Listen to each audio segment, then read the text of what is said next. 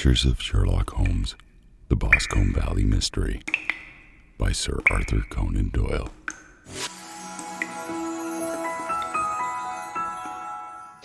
Which caused me to run back again.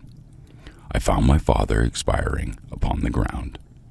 With his head terribly injured, I dropped my gun and held him in my arms, but he almost instantly expired. I knelt beside him for some minutes, and then made my way to Mr. Turner's lodgekeeper, his house being the nearest, to ask for assistance. I saw no one near my father when I returned, and I have no idea how he came by his injuries. He was not a popular man, being somewhat cold and forbidding in his manners, but he had, as far as I know, no active enemies. I know nothing further of the matter. The coroner: did your father make any statement to you before he died? Witness: he mumbled a few words, but I could only catch some allusion to a rat. The coroner: what did you understand by that? Witness: it conveyed no meaning to me. I thought that he was delirious. The coroner: what was the point upon which you and your father had this final quarrel? Witness: I should prefer not to say. The coroner: I'm afraid that I must press it. Witness: it is really impossible for me to tell you. I can assure you that it has nothing to do with the sad tragedy which followed. The coroner: that is for the court to decide. I need to point out to you that your refusal to answer will prejudice your case considerably in any future proceedings which may arise. Witness: I must still refuse. The coroner: I understand that cry of your coup was a common signal between you and your father. Witness: it was. Coroner: how was it, then, that he uttered it before he saw you, and before he even knew that you had returned from Bristol? Witness, with considerable confusion: I do not know. A juryman: did you see nothing which aroused your suspicions when you returned on hearing the cry and found your father fatally injured? Witness: nothing definite. The coroner: what do you mean? Witness: I was so disturbed and excited as I rushed out into the open that I could not think of nothing except of my father. Yet I have vague impression that as I ran forward, something lay upon the ground to the left of me. It seemed to me to be something gray in color, a coat of some sort, or a plaid perhaps. When I rose from my father and I looked round for it, but it was gone. Do you mean that it disappeared before you went for help? Yes, it was gone. You cannot say what it was? No, I had a feeling something was there. How far from the body? 12 yards or so. How far from the edge of the woods? About the same. Then if it was removed, it was while you were within 12 yards of it? Yes, but from my back towards it. This concludes the examination of the witness. I see, said I as I glanced down the column, that the coroner in his concluding remarks was rather severe upon young Mr. McCarthy. He calls attention, and with reason, to the discrepancies about his father having signaled to him before seeing him, also to his refusal to give details of conversation with his father, and his singular account of his father's dying words. They are all, as he remarks, very much against the son. Holmes laughed softly to himself and stretched himself out upon the cushioned seat. Both you and the coroner have been at some pains, said he, to single out the very strongest points in the young man's favor. Don't you see that you're alternatively giving him credit for something too much imagination and too little? Too little if he could not invent a cause of quarrel, which would give him the sympathy of the juror; too much if he evolved from his own inner consciousness anything so astray as a dying reference to a rat and the incident of the vanishing cloth.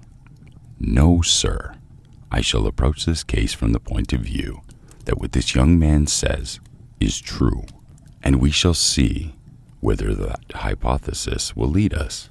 And now, here is my pocket patriarch, and not another word shall I say of this case until we are on the scene of action. We lunch at Swindon, and I see that we shall be there in 20 minutes.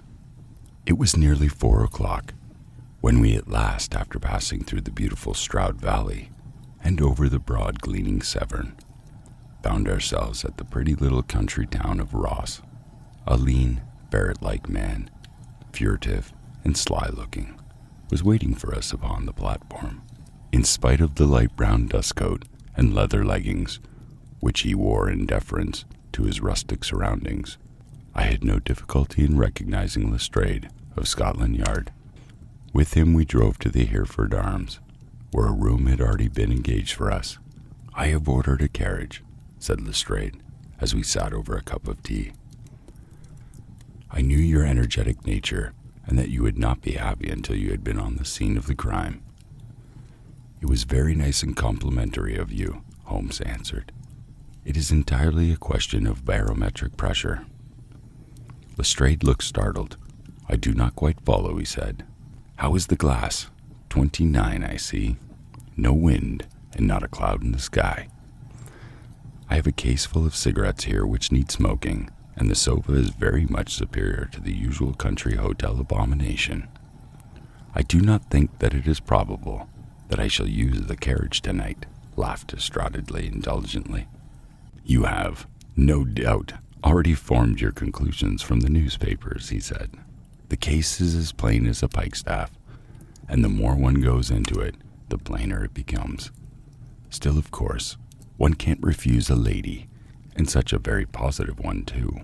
She has heard of you, and would have your opinion, though I repeatedly told her that there was nothing much which you could do which I had not already done. Why, bless my soul, here is her carriage at the door." He had hardly spoken before. There rushed into the room one of the most lovely young women that I have ever seen in my life, her violet eyes shining, her lips parted, a pink flush upon her cheeks, all thought of her natural reserve lost in her overpowering excitement and concern.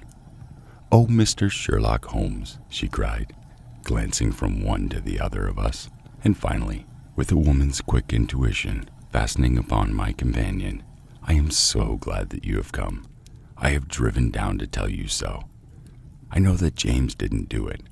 I know it. And I want you to start upon your work knowing it too. Never let yourself doubt upon that point. We have known each other since we were little children, and I know his faults, as no one else does. But he is too tender-hearted to hurt a fly. Such a charge is absurd to anyone who really knows him." "I hope we may clear him, Miss Turner," said Sherlock Holmes. "You may rely upon my doing all that I can.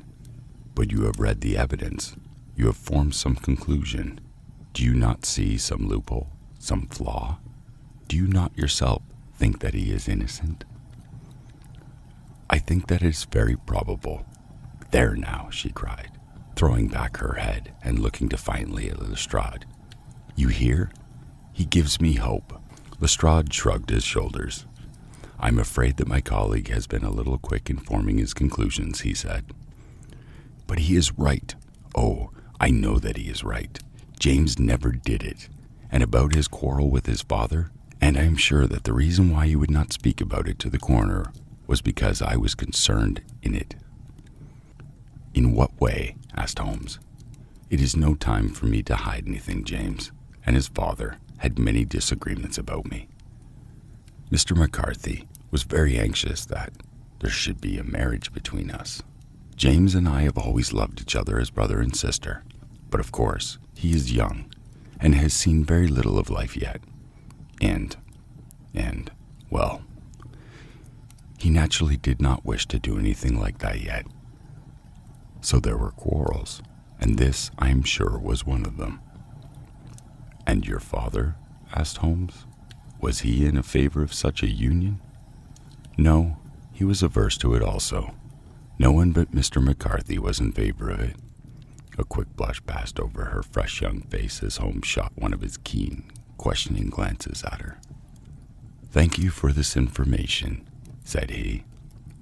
"May I see your father if I call him tomorrow?" "I'm afraid the doctor won't allow it." "The doctor?" "Yes. Have you not heard? Poor father has never been strong for years back. But this has broken him down completely. He is taken to his bed, and Dr. Willows said that he is a wreck and that his nervous system is shattered. Mr. McCarthy was the only man alive who had known Dad in the old days in Victoria. In Victoria. That is important. Yes, at the mines. Quite so, at the gold mines, where, as I understand, Mr. Turner made his money. Yes, certainly. Thank you, Miss Turner. You have been one of the material assistants to me. You will tell me if you have any news tomorrow. No doubt you will go to the prison to see James. Oh, if you do, Mr. Holmes, do tell him that I know him to be innocent. I will, Miss Turner. I must go home now, for Dad is very ill, and he misses me so if I leave him. Goodbye, and God help you in your undertaking. She hurried from the room as impulsively as she had entered, and we heard the wheels of her carriage rattle off down the street. I'm ashamed of you, Holmes, said Lestrade, with dignity after a few minutes' silence. Why should you raise up hopes which you are bound to disappoint? I am not over-tender of heart, but I call it cruel. I think that I see my way to the clearing, James McCarthy, says Holmes. Have you an order to see him in prison? Yes, but only for you and me. Then I shall reconsider my resolution about going out. We have still time to take a train to Hereford and see him tonight. Ample. Let us do so. Watson, I fear that you will find it very slow, but I shall only be away a couple of hours. I walked down to the station with them, and then wandered through the streets of the little town, finally returning to the hotel, where I lay upon the sofa and tried to interest myself in a yellow-backed novel.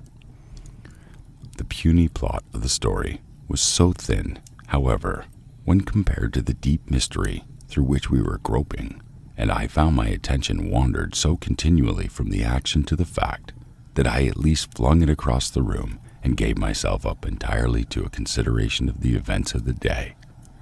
Supposing that this unhappy young man's story were absolutely true, then what hellish thing, what absolutely unforeseen and extraordinary calamity could have occurred between the time when he parted from his father and the moment when the drawback for his screams? He rushed into the glade. It was something terrible and deadly. What could it be? Might not the nature of the injuries reveal something to my medical instincts?